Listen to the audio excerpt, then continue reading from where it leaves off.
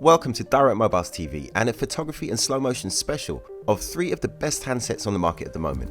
The Samsung Galaxy S10, the Sony Xperia 1 and the Huawei P30 Pro. Each is a fantastic phone in its own right and each is capable of shooting video for short bursts at an incredible 960 frames per second.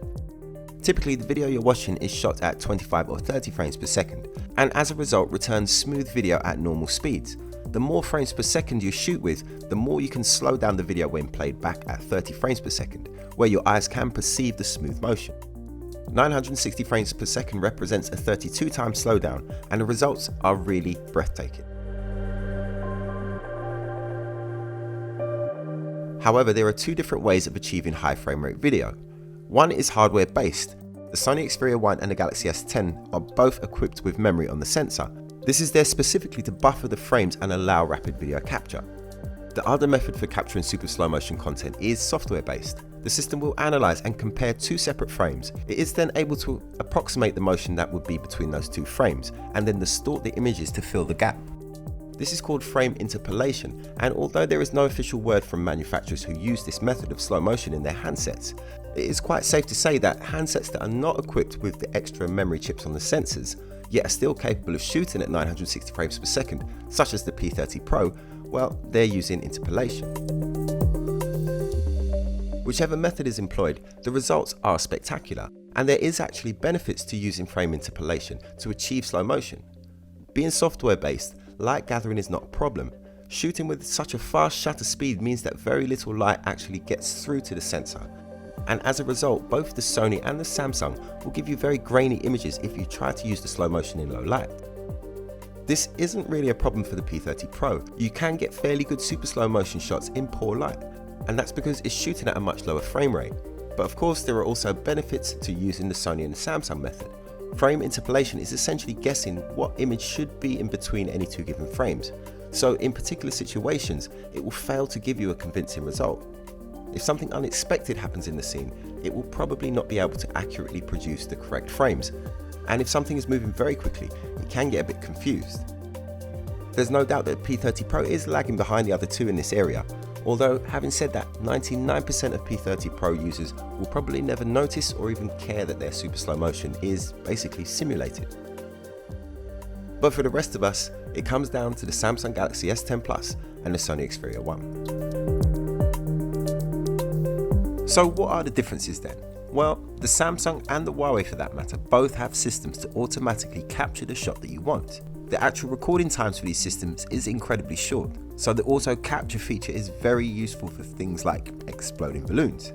The Sony is the only handset out of the 3 that can record super slow motion at 1080p, although it is for an incredibly short time, just 1/10 of a second and 2/10 in 720p, but you can see the reduced quality. Samsung have chosen a different approach to utilising the hardware, and although it will only record 720p, you can choose from 2 different lengths of recording, a 4/10 capture, or you can have an 8/10 of a second capture. This translates into over 20 seconds of slow motion video, 26 in fact, and although the quality isn't quite as sharp as the Sony in 1080p, it is better than just having 3 seconds of high definition slow-mo video from the Sony. When shooting these samples, the auto capture feature that's on the Huawei and the Samsung made it much easier to get the shot. It was starting to get a little bit frustrating as time and time again I missed that crucial moment on the Sony.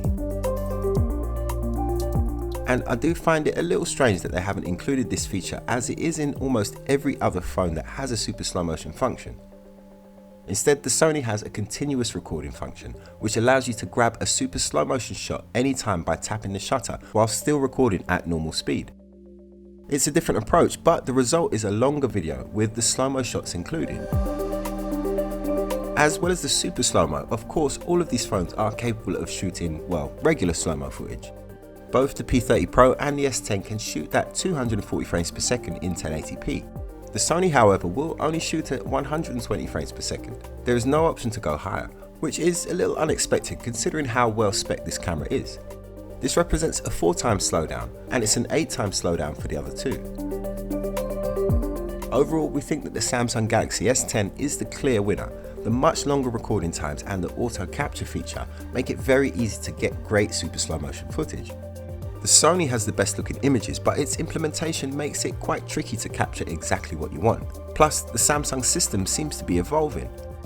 Recording times have been increased from the S9 series, but the super slow motion has not changed on the Sony for years now. It was first introduced on the Sony Xperia XZ1, and since that handset, neither the recording times or the resolution have changed. As for the super slow motion on the Huawei, well, when viewed by itself, it doesn't seem too bad and you can get some really great shots.